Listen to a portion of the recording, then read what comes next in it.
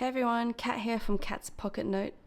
So today I'll be talking through my current journal lineup. Don't mind my cat Yuffie, she's just jumped up on my lap and I guess wants to join me for this for now. Are you gonna stay? Okay. Okay. Oh. Okay, now that she's gone, let me just fix up my camera. Anyway, let's dive right into my 3-notebook system, which I feel like is quite a minimalistic system. So my planner is this Knox forest green leather ring planner, and I bought this earlier this year when I went to Japan in April, and it was a bit of a splurge. I think it was about 100 AUD. And I honestly wasn't using it until recently.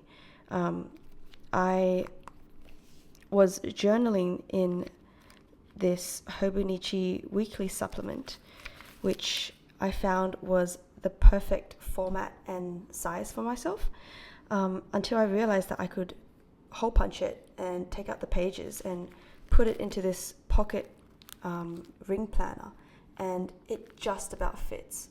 Okay, it doesn't really fit. If I lay it flat open like this, it looks like it fits.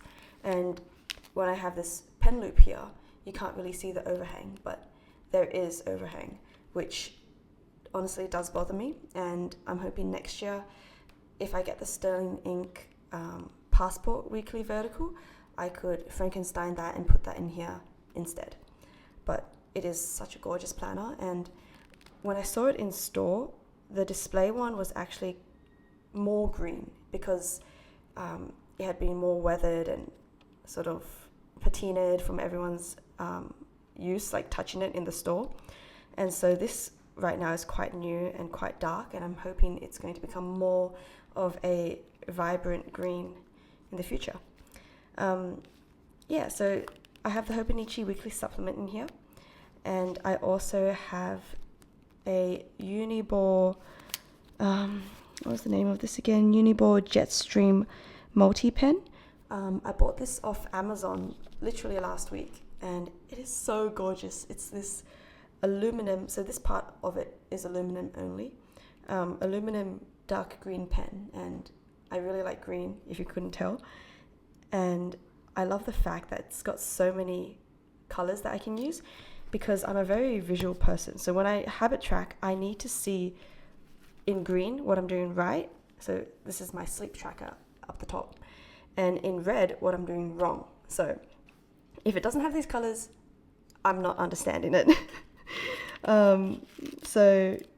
That's what I use it for. And you can tell, so a brief explanation of my planner, I guess. I like to time block my time because I find that it helps me understand where my time's going, and if I'm pushing myself too hard and doing too much socially or exercise-wise. And I was getting quite sick quite frequently earlier in the year, so I started this to really give myself that visual indication. Like I said, I'm a very visual person, to know if I was spending too much time or spending too much time past my bedtime, which is 11. So I have top and bottom 7 a.m. till 11 p.m. marked out in this red line. And then this blue line is my office hours. And so I keep all my work tasks and work calendar events separate and digitally on my work laptop. So it's quite separate to this planner, which is all my personal stuff. That time is just time blocked here so that I know that the bulk of my, I guess, energy is spent there, and everything else is sort of supplementary. So, chores, go for lunch or go for a run, and then study at this time to this time, yamcha with my parents from this time to this time. And at the bottom here, I also keep a bit of a log of my expenses of that week. And this really helps me better than monthly expense tracking, because not only am I a visual person, I'm also a like today, tomorrow, this week kind of person. Like I can't really, if I try to track my expenses month by month, I would actually be worse at it than if I saw it day by day in a week. And this actually helps me keep on top of it more. So yeah, maybe I have ADHD and I'm going to get tested for that at some point. So that is my planner. And now I guess I'll talk about my journal. So this gorgeous thing is my traveler's passport notebook. And the whole reason why I got into the planner community was because of the traveler's notebook. This was my gateway drug. And even though I'm fairly new to the planner community, like Hobonichi and that sort of stuff, I only really got into it late last or the year before that. Traveler's notebook I've been into since university, so since like 5 years ago. And my first traveler's notebook was the standard size brown notebook. And I still remember that feeling when I pulled it out of its dust bag and felt that leather for the first time. Like, oh, wow, one of my like core experiences. And like it kind of gives me chills even now. And I know it sounds so silly, but I like fell in love with that book. And it's so unfortunate that size, the standard size, is just a little too large for me. It's too long, and I never I use it as a planner, I use it as a journal, I use it as like a study thing, and it just never worked out. So I have that sitting gathering dust somewhere in my belongings, and one day I hoped to use it, but for now I am using the passport size, and I purchased this fairly recently. I think maybe like 3 years back, whereas I've had that personal size for like 6-7 years now, and I love this as well. And the passport size or the pocket size really suits me, which is why my channel is called Cat's Pocket Note. Everything is pocket sized. Everything has to be small, it has to be miniature, it has to be cutesy. So I'll talk through firstly some of the ephemera on this notebook. So this is a keychain that I got in Japan. This is a lily of the valley. Suzuran is the name in Japanese, and it's a very sort of special flower to me personally. There's like some personal meaning behind that. So when I saw this keychain, I was like, wow, I've got to have that. And yeah, I think I bought it at a temple, and this has something in kanji which I can't read. If you know what it says, please let me know in the comments. So I've just attached that to the elastic section of my traveler's notebook. And so it's just attached there temporarily, like looped in on itself. So the front charms that I have, this is also something I bought in my most recent trip. I think it's called no, I have no idea. Oh crap, let me try to remember it actually, because it's actually quite interesting. This is called a Yosegi charm, according to the Traveler's Notebook website, and it's something called marquetry, which is, I assume, wood spliced together. And I've seen it on furniture before, but never before on a charm, and it's just so beautiful. And you really think about the craftsmanship that went on behind this. The website says that this craft flourished during the Edo period in the town of Hakone, Japan. Each wooden charm is expertly crafted by Mr. Yuta Shimizu, the artisan behind the studio Luthier. That's just so cool to know. And the pale version of this charm just looks fantastic as well.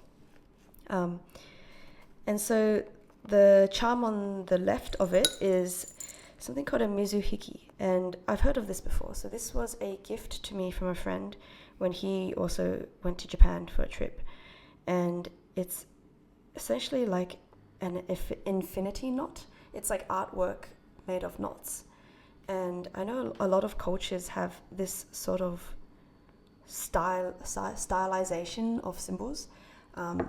So in Ireland, for example, or Celtic knots are a really big thing, and I suppose in Japan too, which I didn't realize until I was gifted this charm, and I find it really beautiful. And yeah, the infinity sort of design is very, very cool. So those are the charms. Let's dive into the notebook. Actually, first let me go through the pen that I use. So this was also bought in my trip to Japan, so it seems like I bought everything there. This is a J.Herbin pen, and I had no idea they did pens, which is, it's a really cool pen. And you think it's a fountain pen, and it does use fountain pen ink, but it's actually a ballpoint. Isn't that insane? It's actually a ballpoint. And the reason behind that, why I got this instead of a fountain pen, is because I tend to find fountain pens a little finicky to upkeep, and I'm someone who's not so good at taking care of my things, I have to be honest. And I have a Traveler's Factory brass fountain pen, but I've let it dry out so many times and haven't really taken good care of it, and so it's a little, it doesn't write that smoothly, and that's entirely my fault. I'm just not good at upkeep, I guess. So this ballpoint is really easy to use, and it lets me use up all the fountain pen inks that I've bought throughout my planner/fountain pen obsession. And so it's less of a waste, really, and it's such a cute size. It's perfect for my pocket notebooks. So that's my pen, and I just have the standard Traveler's Notebook TN in the brown the standard Traveler's Notebook pen loop, which I've put in here. And these brass, brass sort of bookmarks are from Midori, which are a branch of the Traveler's Notebook company. And in here, I have a very jankily, self-made, not really self-made. Essentially, I purchased a Midori notebook in A6, and then I cut it up here on the side and here. I spent, I think, an hour cutting up every single individual page. And so you can tell that it's a little wonky, but I just needed something that could lay flat, and that's the reason why I don't have the Traveler's Notebook branded inserts. They don't lie flat, and that really just bothers me. And so I needed something that was thick so that I could, spend my time filling out this notebook without filling it up too fast and then having those memories go away. I wanted something that was thicker. I wanted something that could take fountain pen. I tried to put a Moleskine in here, and Moleskine famously has really bad paper, and so the fountain pen inks, even in the ballpoint pen, just didn't work on it. I'd like to talk a bit also about what I use this journal for. So I've been really bad at journaling or memory keeping in the past. I'm not really someone who processes her emotions through writing, or at least every time I tried to write in the past, I would find myself explaining or justifying how or why I thought or felt things, as if there was a invisible person judging me, and it was really tiring to write like that, so I never kept it up.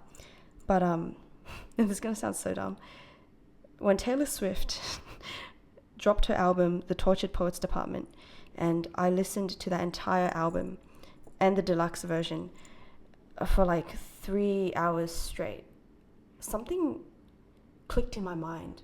Something about that album, it was as if she just dumped all her thoughts and emotions, and she didn't care if she was painted in an unflattering light, or if something that she was saying or feeling was unfair or gross or dark or something that you should keep to yourself. She just put it all out there. And listening to that album, right after I finished listening to that album, I wrote in my Moleskine notebook at the time, and I just furiously wrote all my darkest fears and my insecurities, and just dark things that I never wrote down before, and I wrote it down without needing to then write like a sentence or justifying why I felt this way, or like I just put it down there. Like that was it, and I loved it. Like, thank you, Taylor Swift, for like helping me be brave. I don't know how she does it by like putting it out there in the public for public scrutiny as well, but I'm so glad she does. And that's essentially what this journal is for me now. It's a place where I put down a lot of my like more serious thoughts, darker thoughts, my insecurities, and I don't force myself to end every entry with like optimism, which was what I used to do. I used to like end every entry with like a to-do list of like how I was going to make the things I was talking about better. But I don't do that anymore. Like, this is just purely my thoughts and feelings in here, and I think that's valuable as well to talk about and to explore and to give yourself the time and mental space to explore. Anyway, I won't go too deep into the content of what I write, but that's that. And I really should write in this more. I remember after that album, I wrote in this and that Moleskine journal quite often, maybe once a week. And I don't know if it's just the weather's gotten warmer and my like seasonal depression is lifting, but I haven't felt the need to write in it that often. But it's there for me if I need it, and I actually take great comfort in that fact. So I do bring this around everywhere with me, even though I don't write in it that frequently. So and pocket size is great because it's compact. I can put it in my work bag or even in my pockets. That's my journal. So we've gone through my journal, we've gone through my planner, and now I guess we should go through my Commonplace Notebook. And isn't this one just gorgeous? This is the fieldnotes notebook in foiled again. So I think this came out a couple of seasons ago now. They come out with a new design every quarter. And sorry, my camera keeps dying, which is why the video keeps cutting. So I have a year-long subscription to fieldnotes, and I think I have one more left. So 3 deliveries have come. And some were hits and some were misses, but this one definitely a hit, and it's absolutely gorgeous. And fieldnotes is another one of those brands which, like Traveler's Notebook, really takes pride in artisanship and the joy of handmade things. I mean, anyone who's in the planner community probably likes planners because of those reasons. Like, why else would you be into these like physical notebooks if you didn't have a bit of a love for physical, like slow, intentional things, when we live in such a digital age and you could just do everything via iPhone. So so this is my fieldnotes, and it is a bit, I've actually been saving, I have a pack of 3 and I was saving them and not wanting to use them for the longest time, and I just thought, I have to bite the bullet at some point, and like I can't always put my pretty things away and to never use them. So I took it out, and the only issue is that it's lined paper. Most of fieldnotes other notebooks are grid, which is great for planning, making lists and things, but lined paper I find is just more conducive to journaling and writing long form things, which is not what I'm using this for. But it's not been too bad. Let me see if, so I took a latte art course, and these are some notes I made on how to steam milk, how to do latte art, hold the milk steamer 3 centimeters away and then bring to the cup at 80% full, etc., etc. So that's some notes. I have some of my hopes and dreams in here, which I won't really share, I think. I have a few big things in my life that I'm waiting to tick off. So I'm running my first marathon in a week. Holy crap, I'm going to shit myself. But in a week. So I have that in here. I also have some notes about I guess what I want to do in my life. And I might as well go through why I started this channel now with this sort of like lineup video. I think it's pretty fitting. I was prompted to start making YouTube videos or like start sharing things online because one of my coworkers actually asked me, if you had $1 million, what would you be doing right now? And my first thought was, I wouldn't be working. I wouldn't be in the corporate world.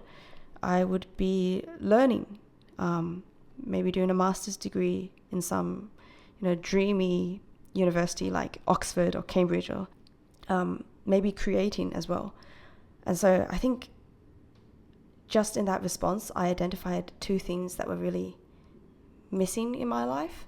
So while it's been great that since I graduated uni, I could get a job, a full-time job, and make money and live independently and move out from my parents, while that's all been so fulfilling and I'm being really fortunate, the other side of it is that I don't feel really creatively fulfilled or intellectually fulfilled. And yeah, those are the two main themes that I sort of identified from that off-the-cuff response I gave. And yeah, this YouTube channel I'm hoping will address both those things. I'm hoping that I'll do more like book reviews. I have some books here that I wanted to go through, but the sunlight's kind of going down now, so that might be saved for another video. I wanted to go through some books, like read more books through this channel and share my thoughts and insights, and maybe have a community that could also like give me recommendations and keep me honest and keep me curious and learning, because it costs a lot to learn, to take time off of work. That is a cost because I wouldn't be earning money. And then second of all, masters or going back to study formally, like formal education, costs money as well. And so I just couldn't, justify that in my life and at this point in my life. So I'm just going to do the best I can with what I have, which is I can always self-learn and go online and take courses online and read books when I have the time, and hopefully upload videos as well. So yeah, that's why I started this YouTube channel. So that is my lineup, and the light is sort of going down. It's sunset now, and I hope wherever you are in the world that you're having a great day. And yeah, I hope you're loving your planners as much as I am, and I can't wait for 2025, and I can't wait for whatever planners that I'm going to decide to get. So yeah, thank you so much for watching. Bye.